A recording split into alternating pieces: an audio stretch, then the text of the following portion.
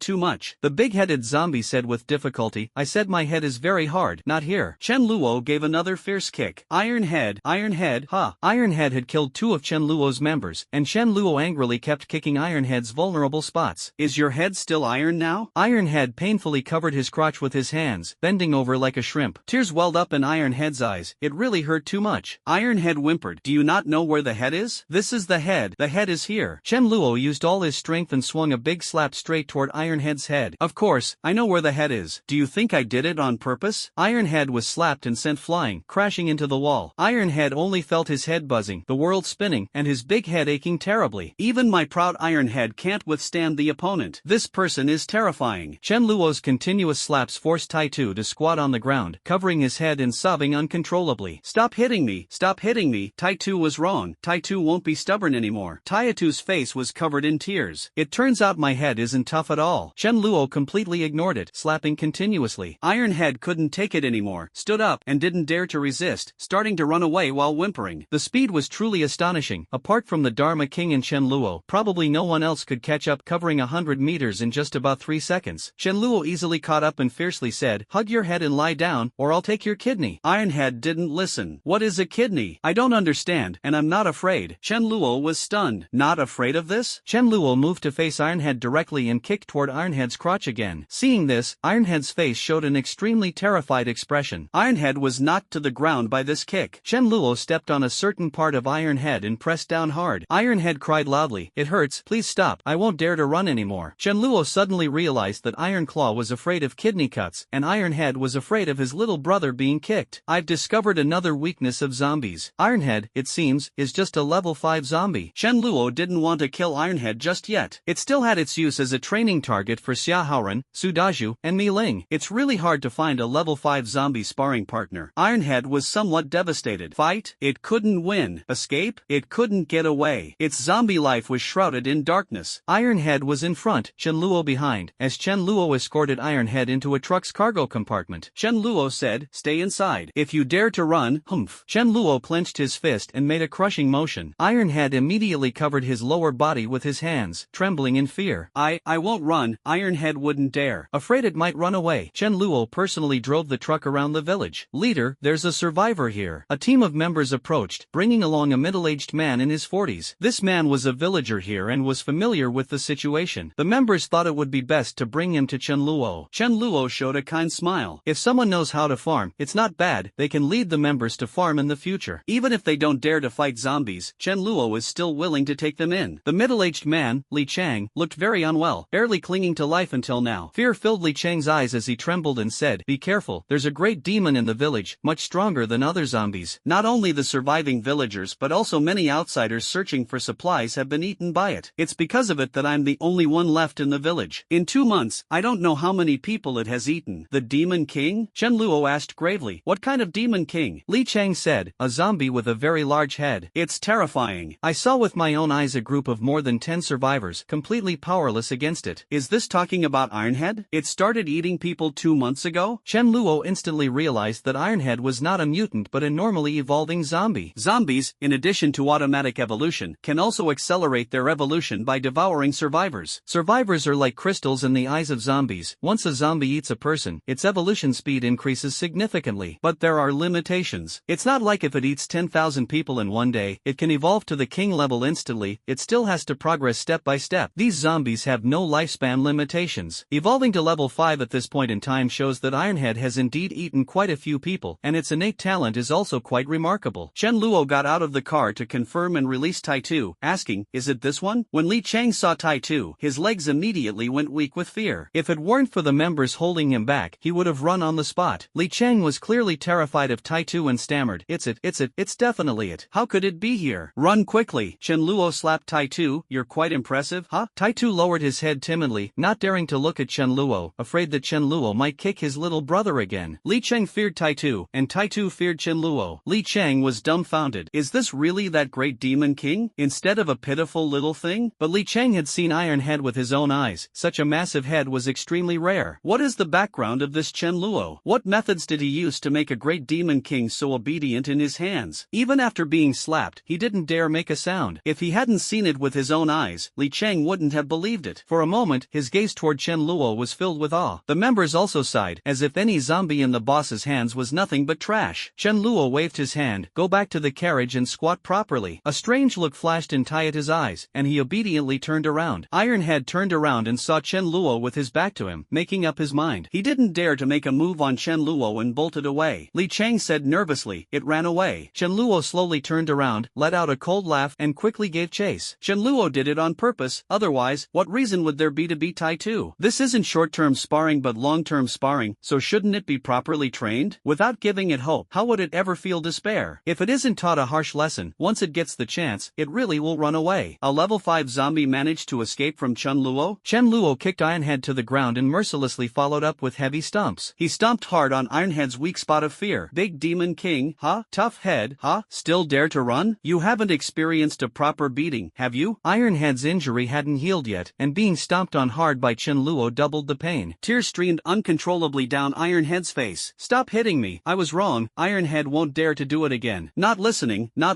a turtle reciting scriptures. Woo woo ah ah. Ironhead's miserable scream pierced the sky. Chen Luo kicked continuously for 2 minutes, kicking until he was a bit out of breath. "Get back in the car yourself. If you dare to run again, I'll kick you to death." Ironhead limped toward the carriage with difficulty, crying so hard that he was gasping for breath. His aggrieved appearance made people feel that this child was too pitiful. Li Chang was dumbfounded again. Wasn't this Chen Luo the real Demon King? After more than an hour, the members finished clearing the zombies in the village. It's just an unusually strong zombie, Ironhead. Apart from the 2 members killed by Ironhead, no one else perished. Only 8 members were slightly injured, and they were easily treated. A fair amount of supplies supplies was obtained, but they weren't very valuable, just some corn, sweet potatoes, and sprouted potatoes, barely usable as seeds. Chen Luo's purpose for coming today was to check on the situation and clear out the zombies. It's time to organize manpower to build a new base. Chen Luo plans to encompass the entire village and construct thick walls on all 4 sides. This village originally had just over 1,000 villagers, but accommodating over 10,000 people wouldn't be a problem at all. Chen Luo also has to set aside a planting area. After all, planting outside the base wouldn't make sense, would it? Leave Xia Haoran with 100 people to stay behind, while Chen Luo returned to the base with Tai Tu. Chen Luo immediately started contacting various nearby bases, openly beginning to recruit manpower. It wasn't about having them join him, but rather establishing an employment relationship. Recruiting Earth Element ability users, preference given to those with strong abilities. Meals provided, and compensation will be in the form of supplies or crystals based on daily workload. Those with experience in house construction can apply, even if they are not of the Earth Element. Light Element, support abilities, and Nature Element can join unconditionally. What is Chen Luo's strength? Is there any need to be secretive when poaching someone? If you can't keep your own people, don't blame me. If you're unhappy, feel free to come and cause me trouble. In just 2 days, Chen Luo gathered a team of 500 Earth Element ability users. Of course, it was so easy because the work was not dangerous and the pay was high. There was no need to kill zombies to earn crystals. When Chen Luo initially built the Villa District base, it didn't take much time. There were fewer people, and the levels were lower back then. This group of Earth Element ability users, some of whom have reached level 3, naturally have a different construction speed. Chen Luo didn't demand a particularly fast pace. Completing it within a month would suffice. Chen Luo didn't let his own Earth Element members handle the construction, as they needed to fight zombies every day to continuously grow. Time shouldn't be wasted on tedious construction tasks. As for the location of the new base being exposed, Chen Luo's base is not hidden deep in the mountains or forests. Anyone with eyes can find it. There's absolutely no need to hide it. More and more people are advancing to level 3, and the number of Chen Luo's members is increasing by 30 to 50 people per day. As long as the conditions are met, Chen Luo accepts everyone without exception. You could say this is unfair to the old members. Of course, there is a difference between those who came earlier and those who came later. Quite a few people have already accumulated 300 points and earned elite member status. The status is different. Moreover, there is strength in numbers, and all of these people were strictly recruited by Chen Luo. Do not absorb new members, and sooner or later, it will die out completely. Once a certain number of people are reached, Chen Luo will recruit under even stricter conditions. On this day, Mengyin brought a sprouting potato to Chen Luo. Chen Luo instructed Mengyin to focus on experimenting with the potato. Why potatoes? Many people love eating them. Some don't like meat but enjoy potatoes, and they have high yields and grow quickly. Mengyin said, I think this potato seed, after being improved by my natural ability, will definitely have a very high yield. The land is polluted, and it takes at least a level 4 natural ability user to neutralize it. Whether Mengyin's seeds will work or not can only be known after testing. Mengyin is just an ordinary member and doesn't eat well. She has to rely on Xiaoyu to occasionally improve her meals. For the sake of eating better, she's really trying hard. Mengyin looked at Chen Luo eagerly. Chen Luo smiled and said, try planting them after you reach level 4. Right now, you're at negative 1,000 points. The debt ratio is higher than the French king's. Xiaoyu found another level 5 crystal, which Chen Luo allocated to Mengyin, hoping she could reach level 4 sooner. Mengyin's talent is quite good, but she started absorbing crystals too late. Mengyin left with a bitter expression, still hoping to score a meal of fried chicken. Coastal city. The ocean is the origin of life, and the creatures in the sea were the first to mutate, with the most terrifying mutations. Mutation itself is not frightening. What is terrifying is the extreme growth of the desire for destructive attacks after mutation. Many marine creatures mutated and crawled onto land, attacking nearby humans. Survivors mostly live on the outskirts of cities, where zombies are scarce. After marine creatures came ashore, they faced zombies ahead and mutated marine creatures behind, caught in a dilemma and forced to flee further inland. A crab with a body length of 40 centimeters, slightly darkened in color, wielding 2 sharp, massive pincers as long as its body, was the first to climb onto the beach, advancing continuously. Afterward, countless crabs swarmed out, moving sideways. Their speed rivaled the full-speed running of an average person before the apocalypse. The first batch of tens of thousands of crabs frantically searched for living humans to attack. Even zombies were not spared and were killed without hesitation. They were even more fearless than zombies. The crab's pincers could easily tear off a large chunk of flesh from survivors, causing even third-level physical ability users to feel significant pain. Individual crabs with prominent mutations are comparable to level 4 ability users. Occasionally, there are also massive octopus monsters over 3 meters tall. Without Chen Luo, even Chen Luo's base would have been destroyed by the overwhelming crab army. Even the Law King, when faced with such a crab army, would have to admit defeat and avoid direct confrontation. The unlucky ones who first encountered the crab army were trapped in the base, left crying out in despair. Some crabs strayed from the main group and were killed by the survivors, who thought they could enjoy a rare treat. However, they found the crab meat to be extremely unpalatable, foul-smelling, and nauseating, leaving them feeling unwell after eating it. The tide rose, and it seemed that an extraordinarily massive creature was somehow able to control the waves, submerging a vast area. Coincidentally, a fairly strong base was thrown into disarray by this tide, with most of its supplies swallowed by the seawater and soaked through. The face of the level 5 base leader Feng Jingqing looked extremely grim. More than half of the supplies were gone, and some people had been swept away. Have marine creatures mutated? A subordinate asked worriedly. Boss, what should we do? Should we head to the city? We definitely can't stay here any longer. Head to the city? Feng Jingqing thought for a moment. What if the tide rises again? What if the entire city gets submerged? What if terrifying creatures come ashore? We can't stay in coastal cities any longer. The divine capital isn't far from here. Why not go to the divine capital? Feng Jingqing quickly made a decision. This Yun city, after all, was too small a stage. After a day of preparation and gathering some vehicles, Feng Jingqing led the 1,000-strong group he had assembled and began heading toward the divine capital. This was also the first group of survivors to enter the divine capital. Supplies are running low, only enough for a few days, but Feng Jingqing is not worried at all. Only those without strength would worry about supplies. Why not just take them? The capital city is just ahead, and Feng Jingqing suddenly feels a surge of boldness.